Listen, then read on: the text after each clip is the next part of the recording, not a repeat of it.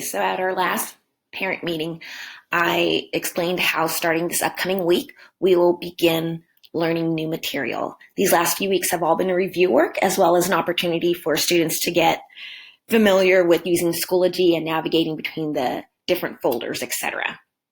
If you noticed from the assignments these last few weeks, they've mostly been watching videos and playing games. They haven't had to submit anything. Since we are doing new material that I'll be teaching mini lessons at the end of the morning meeting, I do want students to start submitting work, and that's why I had that parent meeting and doing this screencast now. Now, keep in mind, none of the work will be graded. However, having work submitted individually by students will allow me to adequately pace the lessons since it's all new material, as well as offer some small group time or individual help from me besides office hours. And also I can individually assign certain assignments for students who maybe need more support in learning the new material or may need to be challenged. But in order to do that, I will need to get some work samples from students. And I wanted to show you what that's going to look like online through Schoology. There's a few different ways that's going to look like. A lot of it will be Google assignments, which I'm going to walk you through so you can see from the student's perspective what that will look like and what to do.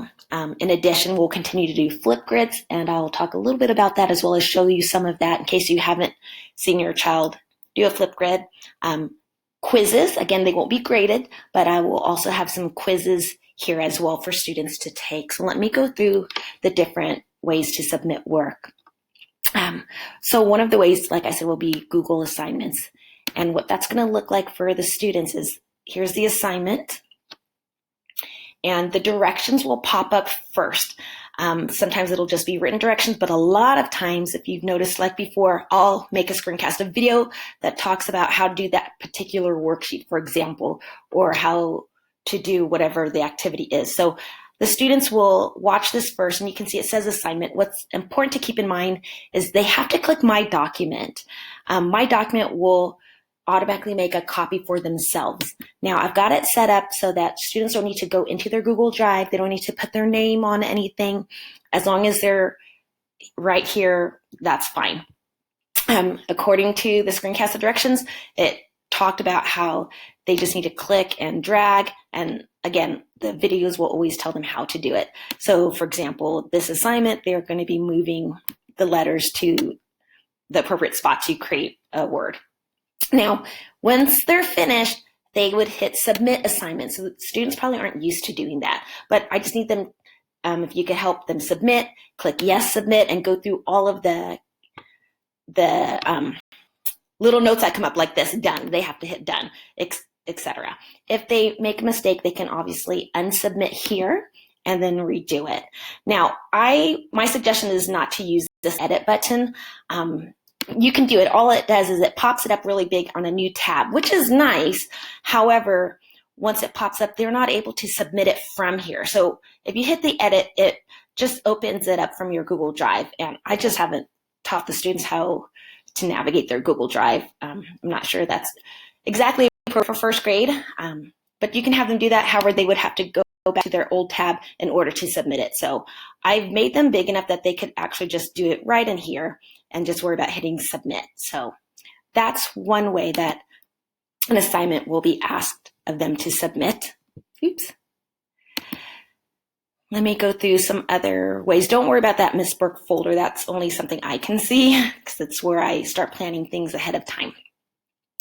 Here's a quiz. Every time you see this puzzle piece, the students will be asked to take a quiz. And actually, let me scoot back a little bit.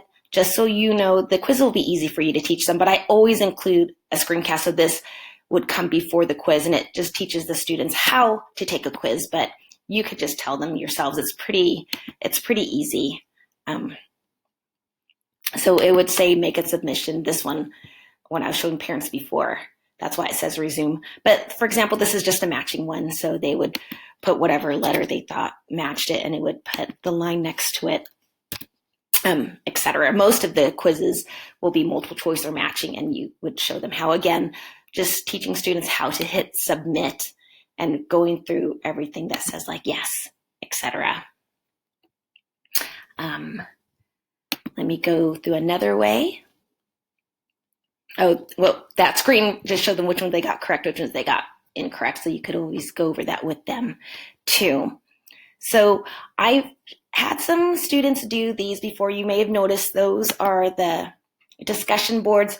And the way I've had students do that is by clicking the microphone so they can make a recording rather than typing all of their answers. So that shouldn't be new to them if it asks them to do that. However, I'm also going to start having them type. So for example, this is listen to the sentence and write it in. My suggestion for any writing activities is to have students write it on a piece of notebook paper first before typing it in. And for this example, you don't need to help them. I want to see if they remember to capitalize, if they remember how to spell. So for example, rather than clicking this, that will download it to your computer. You can always hit view and my audio will come up.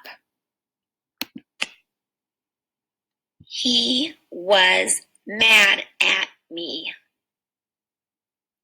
He was mad at me.